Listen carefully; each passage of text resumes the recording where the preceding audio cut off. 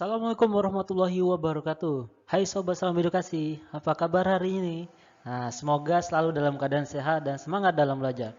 Nah, untuk yang belum kenal, perkenalkan nama Mas Fahri. Nah, kali ini Mas akan membawakan video pembelajaran berupa pembahasan soal IPA kelas 6 SD. Nah, ayo kita mulai. Nah, soal pertama. Sebagian dari jenis makhluk hidup memiliki ciri khusus yang bermanfaat untuk A. Mendapatkan makanan, B. Menanggapi rangsang, C. Berkembang biak, D. Bertahan hidup.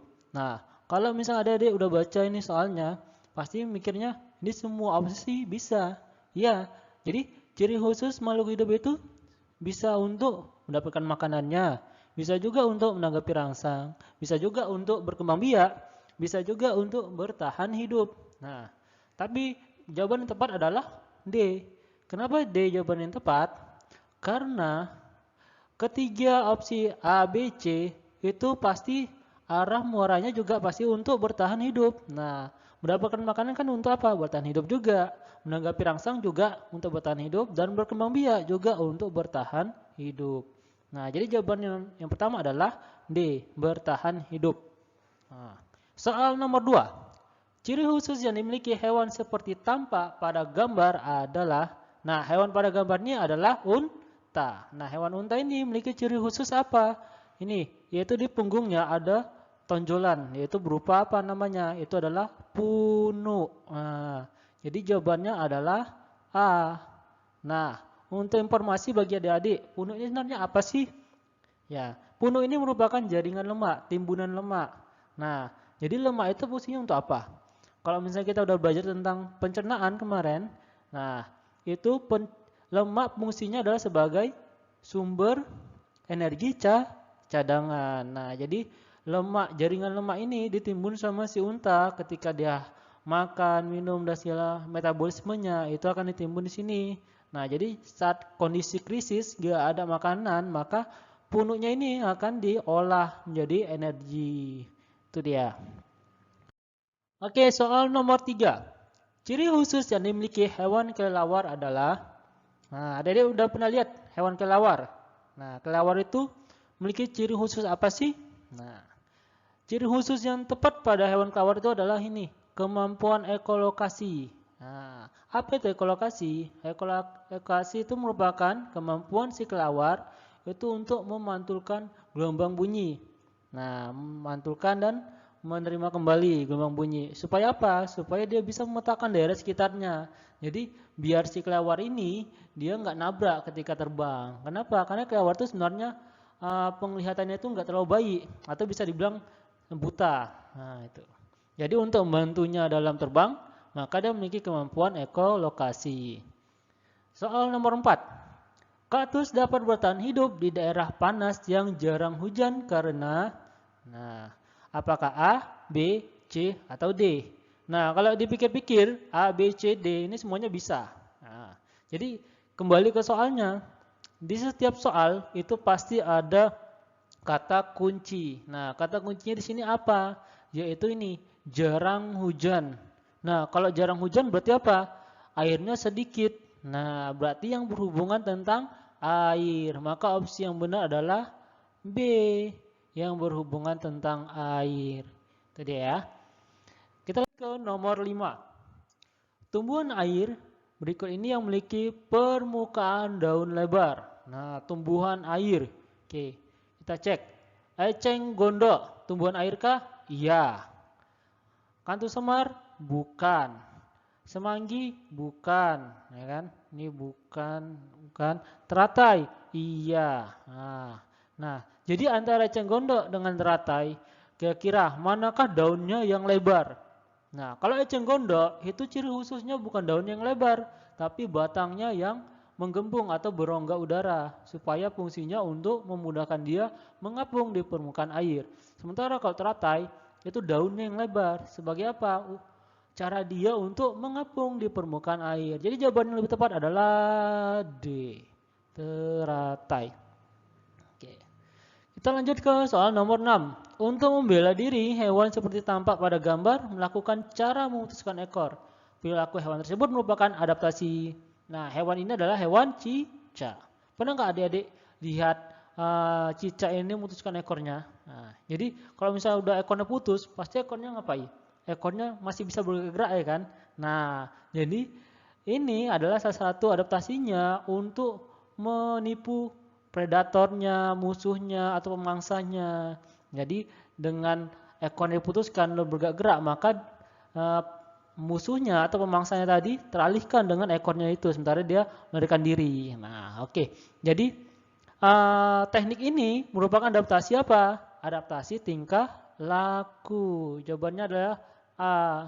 Nah, jadi adaptasi itu kemarin kan ada 3. Ada yang morfologi, ada fisiologi, dan tingkah laku. Nah, kalau morfologi itu bentuk luar tubuh. Contohnya pada paruh burung atau unggas, ya kan?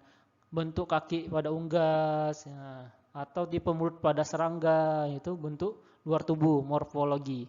Kalau adaptasi fisiologi itu fungsi organ tubuh dalamnya. Nah, sementara kalau tingkah laku, yang ini contohnya pada cicak tadi. Oke, soal nomor 7. Lapisan lilin pada batang kaktus berguna untuk... Nah, jadi tadi ya, batang kaktus itu fungsinya bisa menyimpan air. Nah, jadi biar air yang disimpan di batangnya nggak cepat habis, maka ada lapisan lilin yang menyelubungi si batang kaktus. Fungsinya untuk apa? Pastinya untuk ini, yang B, mengurangi penguapan. Nah, adik-adik jangan terkecoh dengan jawaban A ya. Yang A ini adalah fungsi dari si batangnya tadi, menyimpan cadangan air. Tapi kalau yang fungsi lapisan lilinnya adalah untuk mengurangi penguapan. Nah, kita lanjut ke soal nomor 8. Ciri khusus yang dimiliki hewan bunglon untuk melindungi diri dengan cara melakukan apa? Nah, bunglon itu kan bisa menyamarkan dirinya dengan warna di sekelilingnya, ya kan? Nah, itu disebut dengan namanya kamuflase. Oke. Nah, kamuflase. Pasti adik-adik udah pernah dengar tentang kamuflase kan? Nah, sekarang Mas tanya, apa bedanya kamuflase dengan mimikri? Nah, kalau mimikri ini sama-sama meniru. Kamuflase meniru, mimikri meniru. Nah, bedanya di sini. Kalau kamuflase, dia meniru lingkungan sekitar. Sementara kalau mimikri, dia meniru makhluk hidup atau bentuk tubuh dari makhluk hidup lain. Nah, contoh kamuflase tadi siapa? Contohnya isi bunglon tadi atau gurita. Nah, gurita itu bisa menyamarkan dirinya dengan bentuk pasir di dasar laut. Ya. Sementara kalau misalnya mimikri itu contohnya belalang yang menyerupai daun, belalang menyerupai ranting. Nah, itu namanya mimikri. Nah, kalau misalnya loreng pada harimau itu termasuk kamuflase. Nah, jadi kamuflase itu ada 2. Ada yang sifatnya sementara, kayak si bunglon dan gurita tadi. Ada yang sifatnya permanen, yang dari kecil udah kayak gitu adanya. Contoh tadi si harimau gitu. Oke, kita lanjut ke nomor 9. Oke. Ciri khusus hewan jenis angsa untuk mendapatkan makan adalah, oke, adik-adik udah tahu angsa kan? Nah, angsa itu seperti bebek, lehernya panjang. Nah, jadi ciri khususnya bulunya berminyak, benar. Kakinya bersaput, benar. Paruhnya pipi, benar. Hidup di air, nggak tepat ya. Maksudnya ini hidup di sekitaran yang habitatnya berair. Itu maksudnya. Jadi untuk mendapatkan makanan, di sini kata kuncinya adalah makanan. Maka jawaban yang tepat adalah C. Bentuk paruhnya pipi. Kenapa harus paruhnya pipi? Karena paruhnya pipi itu memudahkan dia untuk menyisir ke bawah permukaan air itu. Sementara kalau misalnya bulunya berminyak, ini fungsinya untuk apa? Melapisi bulunya agar tidak basah. Jadi kalau misalnya, emang kenapa sih kalau misalnya bulu unggas itu basah? Nah, kalau bulu unggas itu basah, maka dia akan mudah kedinginan. Jadi fungsi lapisan minyaknya tadi adalah untuk sebagai isolatornya. Agar apa? Agar suhu tubuhnya tidak tergantung sama lingkungan tadi. Gitu. Lalu yang B, kakinya berselaput. Nah, kakinya berselaput ini fungsinya adalah untuk sebagai pendayung ketika dia berenang di permukaan air. Oke. Kita ke soal nomor terakhir, nomor 10. Jenis hewan yang melakukan adaptasi dengan cara kamuflase adalah, nah tadi ya kamuflase. Nah, apakah cicak, bunglon, cumi-cumi, belalang daun? Nah, oke. Kalau misalnya cicak, Cicak itu dia apa tekniknya? Tadi memutuskan ekor atau disebut autotomi. Jadi bukan cicak. Bunglon, iya bunglon, kamuflase. Nah, cumi-cumi. Nah, hati-hati ya, bedakan gurita dengan cumi-cumi. Meskipun mereka termasuk kerabat yang dekat, ya kan, cumi-cumi sama gurita, tapi mereka berbeda tekniknya. Kalau cumi-cumi itu tekniknya dengan mengeluarkan tinta. Sementara kalau misalnya gurita, dia tuh lebih menggunakan kamuflase. Jadi di sini cumi-cumi tidak menggunakan kamuflase seperti gurita. Nah, belang daun. Nah, belang daun ini yang tadi Mas bilang tekniknya adalah namanya mimikri, menyerupai bentuk makhluk hidup lain.